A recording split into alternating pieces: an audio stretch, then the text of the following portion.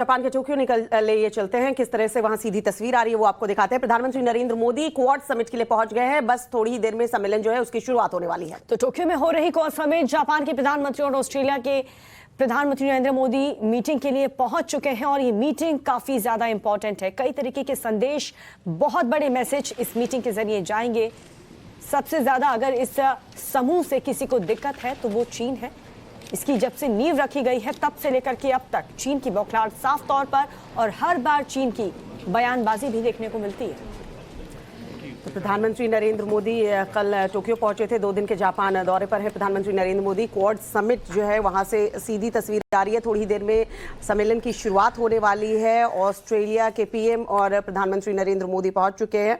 बस बताया जा रहा है कि कुछ ही देर में समिट की शुरुआत होगी। इस पर पूरी दुनिया की निगाहें टिकी हुई है। देखिए, क्वाड की नींव जब से रखी गई तो इसलिए रखी गई थी कि जो ऐसे देश हैं जिन्हें मदद की दरकार हो उन्हें मदद करेगा, और खास तौर पर कह सकते हैं कि चीन के ऊपर नकेल कसने की भी बात इस क्वाड समिट में होती रही है। इसलिए चीन की बौखलाहट देखने को मिलती है। अब क्वाड सम्मेलन के पहले चीन ने जिस तरह से बयानबाजी की है, जिस तरह से संदेश दिया है, जापान को एक तरीके से धमकाया है। देखने वाली बात यह होगी कि जब आज सम्मेलन पर पूरी दुनिया की निगाहें टिकी होती है, चीन को क्या कड़ा संदेश क्वाड मीटिंग से, क्वाड समिट से जाता है।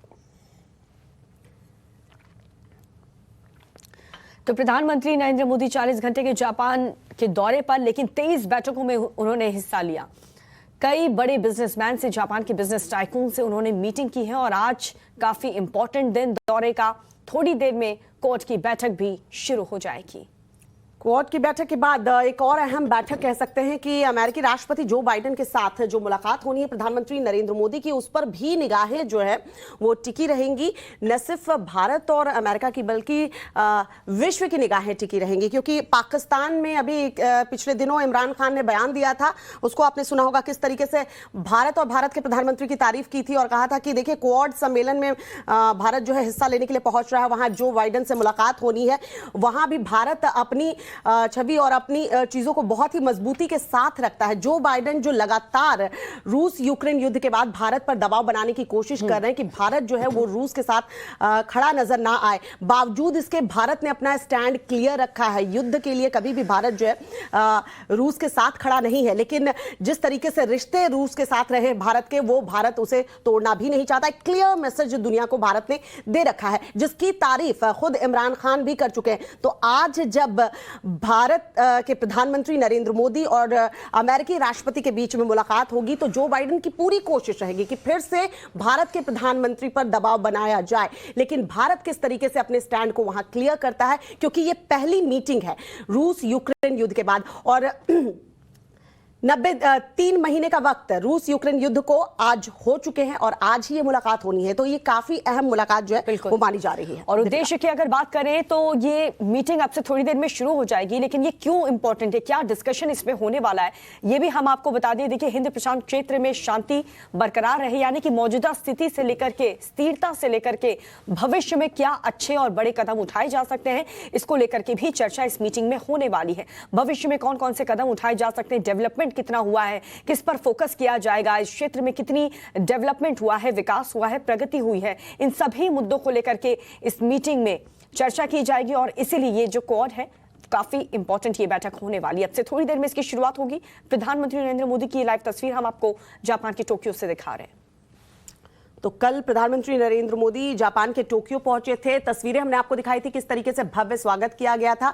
वहां जो भारतीय समुदाय के लोग थे उन्होंने प्रधानमंत्री नरेंद्र मोदी का न सिर्फ स्वागत किया, मोदी मोदी के नारे लगे, और जो तख्तियां लेकर खड़े थे उन तख्तियों पर जो मैसेज था, वो मैसेज ये बताता है कि किस तरीके से जो डिसीजन लिए गए हैं प्रधानमंत्री नरेंद्र मोदी और बीजेपी सरकार द्वारा, उसको किस तरीके से बाहर भी जो भारतीय रह रहे हैं उन्होंने सराहा है। धारा 370 का जिक्र किया गया था, जो लेकर भारतीय समुदाय के लोग खड़े थे, और उन्होंने किस तरीके से स्वागत अपने प्रधानमंत्री का किया था, यह देखने वाली बात थी। प्रधानमंत्री नरेंद्र मोदी का कद कुछ ऐसा ही है कि जहां पर भी वो जाते हैं वहां पर भारतीय समुदाय के लोग गर्व महसूस करते हैं कि उनके देश का प्रधानमंत्री वहां पर आया है। और कल जो तस्वीर देखने को मिली थी वो वाकई में इसलिए भी अलग थी, जुदा थी, क्योंकि उन तमाम बातों का जिक्र था जो फैसले बीजेपी सरकार ने लिए हैं भारत में, उसका जिक्र भारतीय समुदाय के लोग अगर विदेश में जो रह रहे हैं वो कर रहे हैं और उन्हें उन फैसलों पर गर्व है, तो जाहिर सी बात है ये सरकार की कामयाबी है।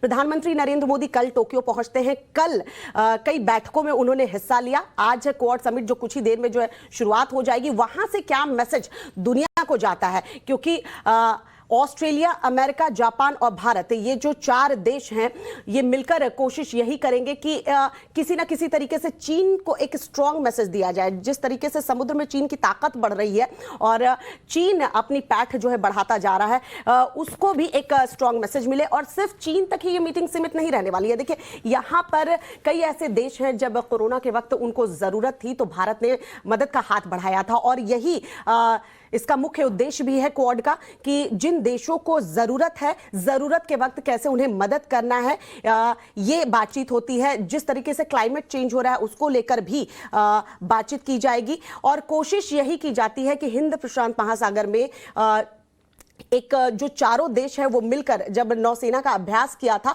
उस तरीके से ये अभ्यास आगे होते रहे, ताकि चीन को एक मैसेज जाए कि वो अपनी पैठ जो है वो समुद्र में नहीं बना सकता। और उसके पहले किस तरीके से चीन की तरफ से जो तिलमिलाहट देखने को मिली है, चीन की नजर भी इस क्वाड समिट पर रहेगी।